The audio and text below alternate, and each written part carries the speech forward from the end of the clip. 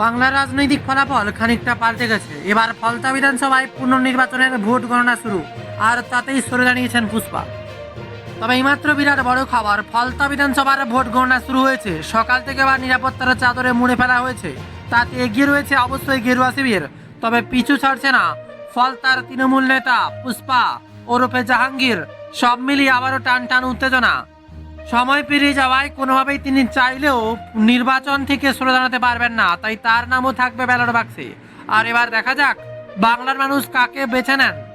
যেখানে বিধানসভা ভোটের পুনর্নির্বাচনের রবিবারের দিন গত 21শে মে ভোট গ্রহণ হয় ফলতায়, আর নির্বাচন কমিশনের দেওয়া তথ্য অনুযায়ী সন্ধ্যা 6টা পর্যন্ত ভোট পড়েছে 87.73%। ভোট পড়েছে ফলতায়। আজ তার রেজাল্ট। ফলতা বিধানসভার উপনির্বাচনে কাউন্টিং শুরুর আগেই দিন সকাল থেকেই কড়া নিরাপত্তার ঘেরাটোপে ডায়মন্ড হারবারের মহিলা বিশ্ববিদ্যালয়।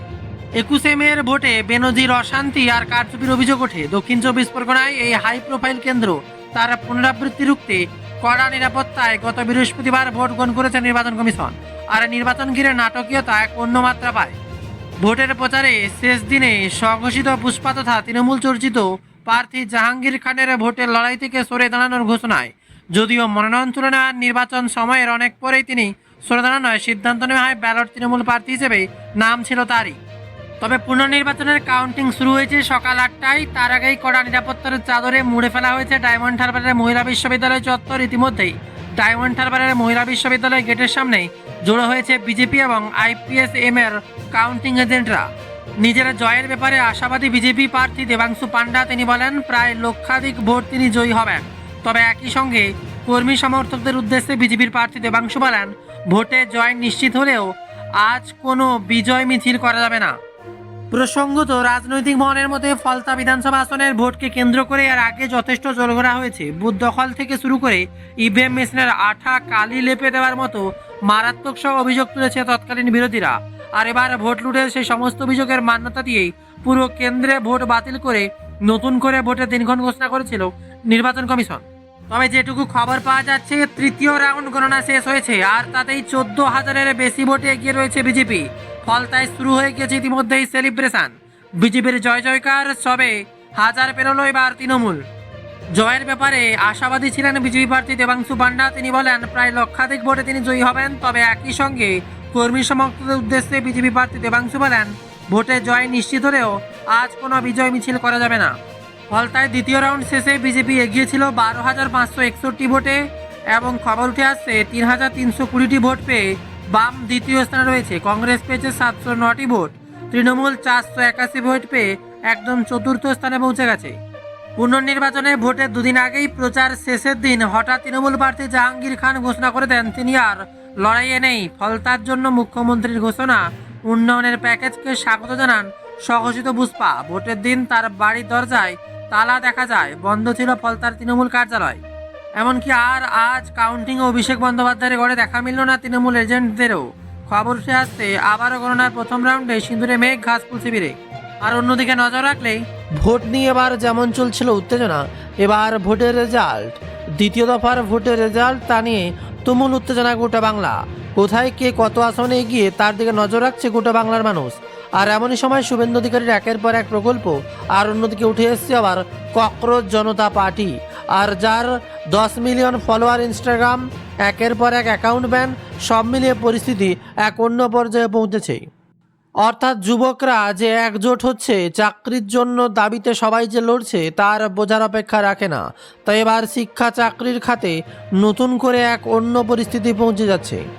এইমাত্র আপডেট, এবার দাম বাড়ল পেট্রোল ডিজেল, ফের ধাক্কা আমজনতার পকেটে। পেট্রোল ডিজেলের দাম বৃদ্ধিতে আবারও তোলপাড় গোটা দেশ।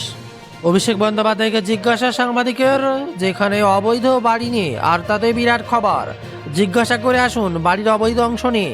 প্রশ্নে মেজাজ হারালেন এবার অভিষেক বন্দ্যোপাধ্যায়। বললেন আগে কোন জায়গাটা অবৈধ জিজ্ঞাসা করে আসুন, তারপরে আমাকে প্রশ্ন করবেন। নতুন সরকারের একের পর এক কার্যকলাপে খুশি আমজনতা, আর এর মাঝেই বিরাট তথ্য সামনে উঠে আসছে। জিজ্ঞাসা করে আসুন একদিকে বাড়ির অবৈধ কোথায় তা নিয়ে যখন তোলপাড় অভিষেক বন্দ্যোপাধ্যায়কে নিয়ে, এমনই সময় রেশনে আর আটা নয়, প্রাণ গেলেও দুর্নীতি রুখব বলেই বিরাট দাবি খাদ্যমন্ত্রীর। দাবাং মোড়ে এবার পুলিশ গ্রেপ্তার সুজিত ঘনিষ্ঠ আরও এক দাপুটে কাউন্সিলর।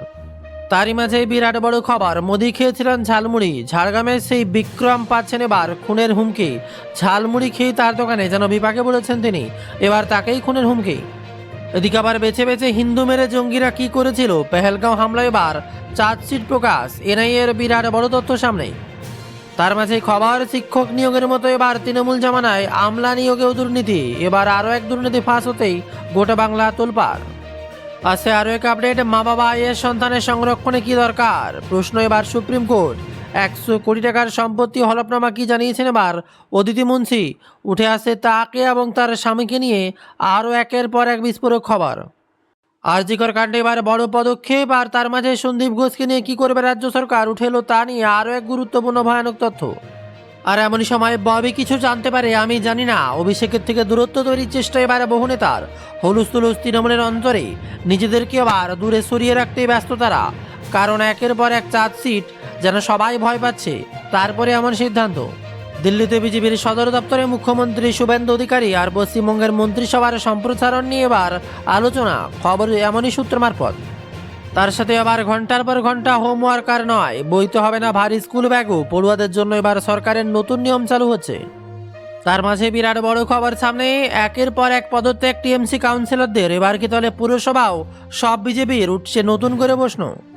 আর অপরদিকে নতুন সরকার গঠনের পরই রাজ্যে মার্কিন বিদেশ সচিব, 14 বছর পর কলকাতায়, কেন এই শহর বেছে নিলেন, উঠছে তা নিয়ে নতুন করে জল্পনা। আর দিকে আবার দলে কোনো ঋতব্রত পরমব্রতদের জায়গা নেই, এবার দলবদল নিয়ে বিজেপির ব্রত কথা শুনিয়ে দিলেন শ্রমিক ভট্টাচার্য। তার সাথে আবার বিরাট খবর সামনে উঠে আসে, বিধানচন্দ্র রায় শিশু হাসপাতালে রোগী কল্যাণ সমিতি পদে পেলেন এবার কুণাল ঘোষ, প্রস্তাবকে গ্রহণ করবেন এবার, তা নিয়ে উঠছে প্রশ্ন। বারে বারে যতবারে জিজ্ঞাসা করা হচ্ছে, এবার প্রশ্নে ফুঁসে উঠছেন অভিষেক বন্দ্যোপাধ্যায়, আগে নির্দিষ্ট করে বলুক কোন অংশটা বেআইনি। বাড়ি ভাঙা নিয়ে এবার প্রশ্ন করতেই ফুঁসে উঠলেন অভিষেক বন্দ্যোপাধ্যায়। মমতা বন্দ্যোপাধ্যায়ের আবারও আশ্বাস, কেউ পদত্যাগ করবেন না, বিজেপি চাপ দেবে, মামলা হলে দল লড়াই করবে। কাউন্সিলরদের এবার পেপটক মমতা বন্দ্যোপাধ্যায়ের। আর এমনই সময় কলকাতা পুরসভার অন্দরে স্পষ্ট হচ্ছে সংঘাত, কমিশনার স্মিতা পাণ্ডের বিরুদ্ধে এবার থানায় অভিযোগ মালা রায়ের। এদিকে আবার দুর্নীতির মৌচাকে ঢিল মেরেছি, প্রাণহানির আশঙ্কা তো থাকছেই, বলছেন খাদ্যমন্ত্রী অশোক কীর্তনিয়া। কমতে কমতে এবার থামবে কোথায়, বিধানসভা থেকে পুরসভা লোক জোগাড় করতে এবার হিমশিম খাচ্ছে তৃণমূল, পরিস্থিতি যেন পাল্টে যাচ্ছে। যেই হাল ছিল বিজেপির, সেই হাল ফিরছে এবার তৃণমূলের। আর এবার দিকে দিকে ভিড়, অন্নপূর্ণা ভান্ডারের টাকা পেতে এবার জরুরি ডিবিটি লিঙ্ক, এটা কি উঠে আসে তা নিয়ে আরও গুরুত্বপূর্ণ তথ্য ডিবিটি লিঙ্ক নিয়ে। ডাইরেক্ট বেনিফিট ট্রান্সফার, অর্থাৎ আধারে যে ব্যাংক যুক্ত থাকবে সেই ব্যাংকে ঢুকবে টাকা।